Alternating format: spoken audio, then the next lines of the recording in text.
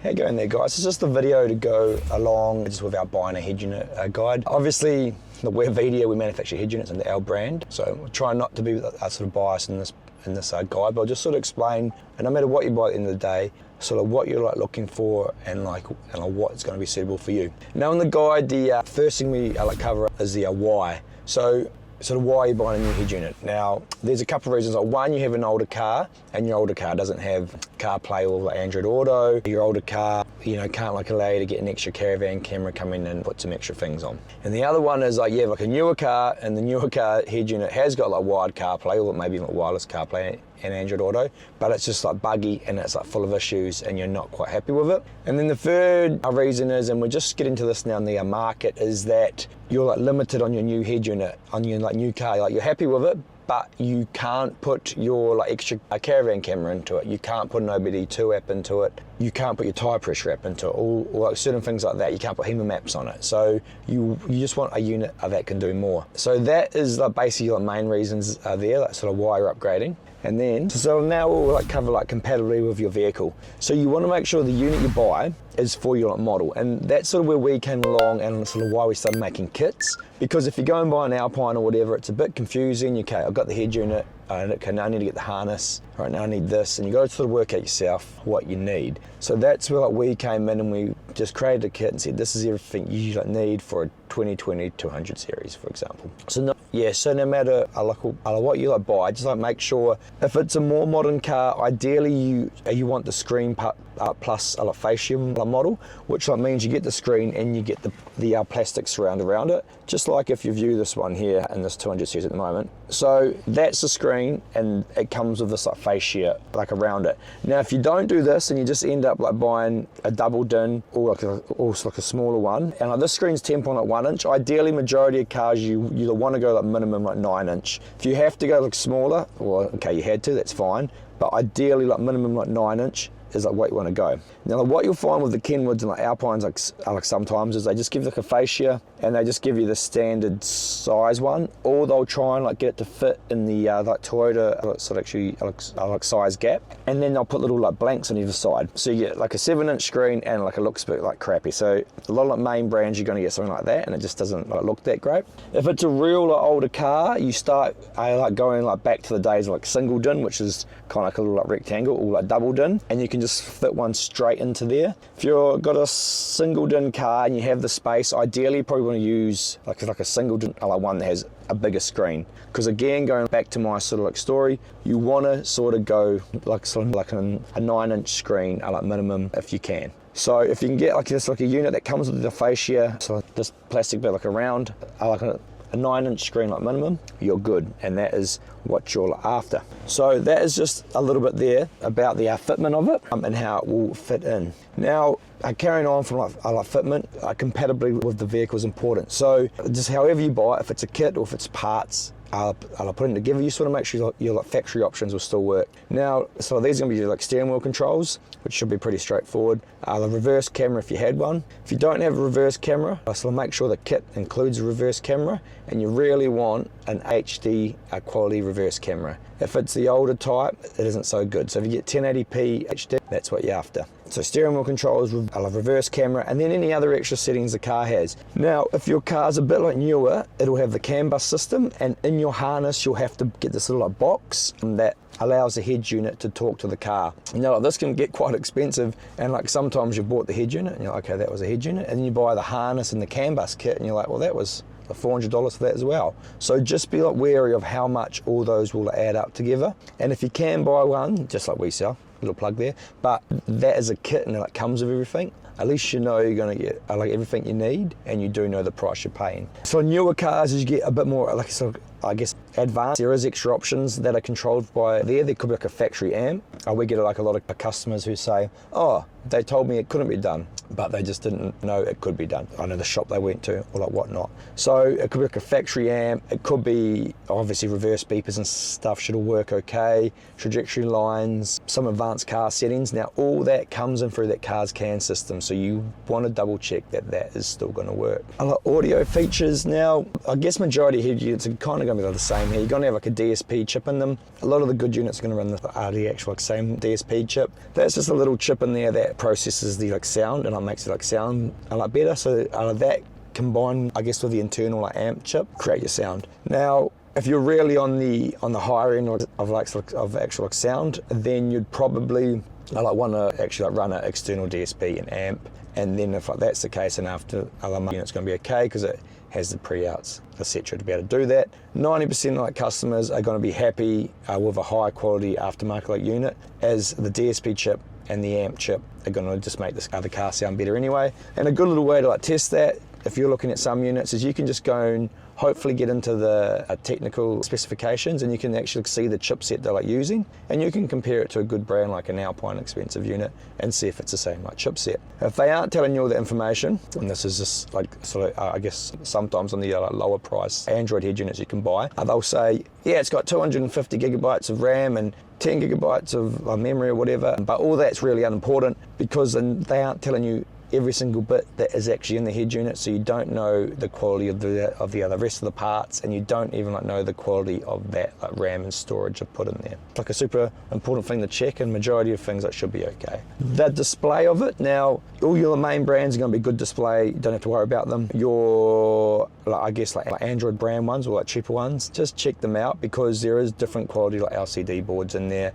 and how they work and how they respond to touch, the quality and the definition of them and the anti-glareness, like etc. So just check that out. 4 is connectivity. Anything you buy now you want like wireless CarPlay and Android Auto should go without saying. That should be pretty straightforward. So that means you're going to jump in the car and you're going to get the wireless CarPlay and the Android Auto if you're like an Android or like an iPhone user. That is like basically what pops up, and that is probably where you'll live like 90% of the time, because you jump in your car, it's going to hook up within 10 seconds and you'll be driving along, and that's going to do your maps, your phone calls, your messages, and that's about it. And that's all done by voice command. So you can say, hey Google, call John. But hey Google, send John a message. And you say, hey John, what do you want to say? Yeah, John, I'll be there in 10 minutes. Cool. You say like, hey Google, directions to like 66, whatever street you're going to. So hands-free calling, hands-free like navigation, hands-free like messages. That is what CarPlay and Android Auto does really well. However, a lot of people like get that and then they want to do some sort of other things, and they like realize those two platforms have like limitations because they are designed for distraction-free driving. So they don't want you sort of like looking at the screen much. But check that they have that. Check all the ports you have. Now, not super important, but if you do want to put a SIM card in there and I give the actual head unit its own like sort of internet, just actually make sure it has that. Now that's something that's not going to be important on a main brand like unit because they don't run like Android as a base like sort of operating system. Now I'll just cover this like now. So all your main brands have their own firmware installed and they do like wireless CarPlay and like Android Auto. But if you want to do anything like extra with them, put HEMA maps on or different sort of like app, you can't, and you are like limited. Now they've done this because the big companies and they want to be able to support their products easily, so they make their software very simple and like basic, and to do that, and so reliable, simple, basic, that's what they do. They're big. That's a huge limitation of those main brands, and that's why a lot of people don't run with a main brand one. So that was just like going back to, if you do get like an Android like one and you do need to have like data on it, just like make sure it has that. The other things they have are like USB ports. It just depends if you don't need these. They can be handy if you're running a TPMS app, handy for Android like units if you have to do an external DAB, handy if you want to run a dash cam into it. You definitely want an external like mic in it, and you want to have the ability in the like software if you can to choose between internal and external mic.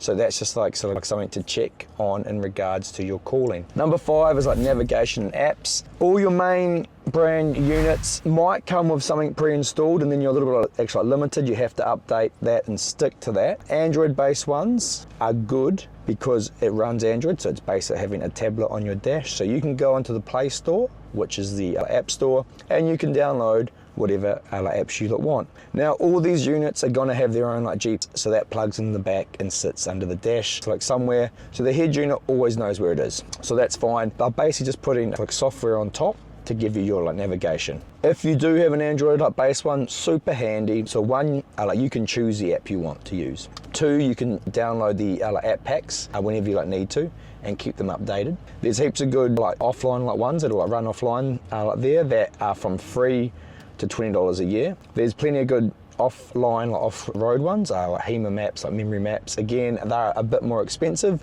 but again, your unit has a Jeep, you can go to the app store, you download them, you store them on the device, so on the head unit's storage, and you can run all of those sort of programs. Now, the other apps can be sort of wide and varied. You could have like Spotify directly on there, like Netflix, a battery monitor, tire pressure app, etc., etc. Again, that can only be done on your Android based like units. You can't do that on your main brand ones because you're sort of actually locked down to their like software. 6 is expandability. So what are you going to use a sort of unit for like extra, and can it like do it? So a lot of our customers are like, can it take a second or third camera, because I've got a caravan camera and a rear view camera? And that's when we say it definitely can. And that's when the conversation goes a bit deeper, because you kind of want to build a system that does exactly what they like need. And that's where it gets a bit hard if you're buying a main brand one to get that information or knowledge. Just think, I don't even know how you do it, but that's where it's probably you'd go to installer and you'd explain what you're trying to do, and they would be able to help you out. The other things that you can put into them, the actual main brand ones, you're pretty like limited, so that's like another limiting like factor of like them. Like Android ones, just if you find a good Android brand, so like sort of Vhedia, like we sell our Android brand of head units, just make sure they do what you want to do and they'll support it. For example, like we sell like, it's like a dash camera, so that's all worked and tested and sort of works with our like software. We've got our own tire pressure app, again like tested and like worked and supported. So whatever you want to do, just check that it can actually like work. And a big one here is for all your like cameras, make sure they can take AHD quality, because that is the sort of cameras you want to buy. Like if you're putting a caravan like camera on, you want a 1080p AHD camera. Now all your main brand ones, probably anything below the top end doesn't actually take AHD output, and it's really hard to find out if it actually does take it. You have to really dig deep into the specs or even call them up. That's like, it's like another little thing they do. They aren't sort of, I don't know, really actually open about, I know, some of these other things. But if you can find out that it does take that's perfect, that's what you want, and that's going to be great for any like extra cameras. Yeah, if you want to run a sort of like an amplifier, pretty much every unit's going to have like pre-outs. Probably going to be good enough. If you're going to get real like serious, everything's going to be done external from the head unit with a DSP and some tuning. So as long as the unit has pre-outs, you're going to be okay. That's that. 7 is build quality and reputation. Obviously all the other main brand ones there, you're pretty set. You like know them. You can go to the shop, you can like buy them, you can see what they're all about.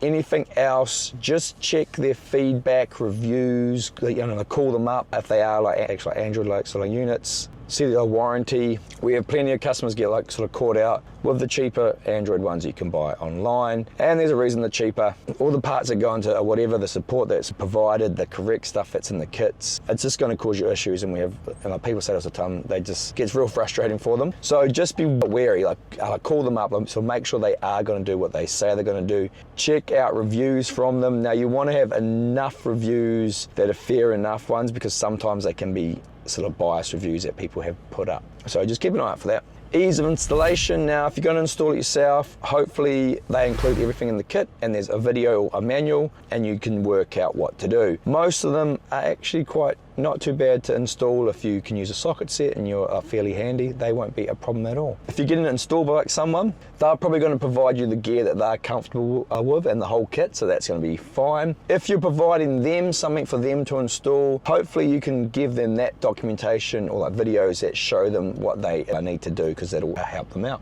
Number 9 is like budget and support. So yeah, you're going to pay for the brand names for sure at the high end, really going to get extra pay for it. Doesn't really matter as long as whatever you buy is going to do what you need it to do. If it does what you actually need it to do, all good. Lower end price, just be careful, because if you don't get support or they're not going to help you or the product gets slow, it's never ideal, and it's a real pain to waste your time taking and putting it back in, or if they just don't get, they just like ghost you and they don't get like back to you, because things always go wrong. Even all the big brands go wrong. As long as you get some help and an answer, you know, that most people are happy. But just be careful on some of the cheaper ones that you don't sort of get like ghosted and they sort of leave you hanging. Then number 10's advanced features. This really depends. The supplier would be able to tell you a bit more information. Like for example, this is an app that we put on our units, and it's called Vhedia mode. And what it does is, if I push the like, little mode button on here, I can quickly switch between the like, apps of like my choice,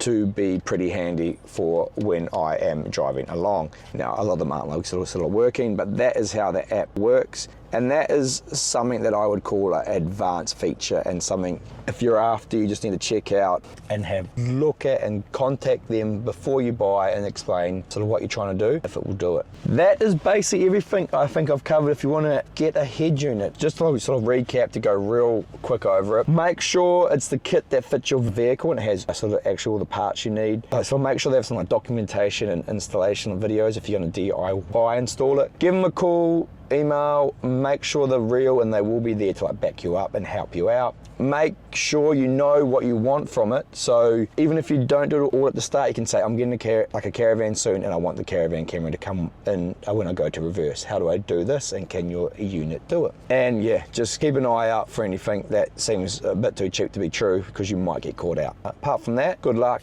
enjoy buying a head unit and have a good day.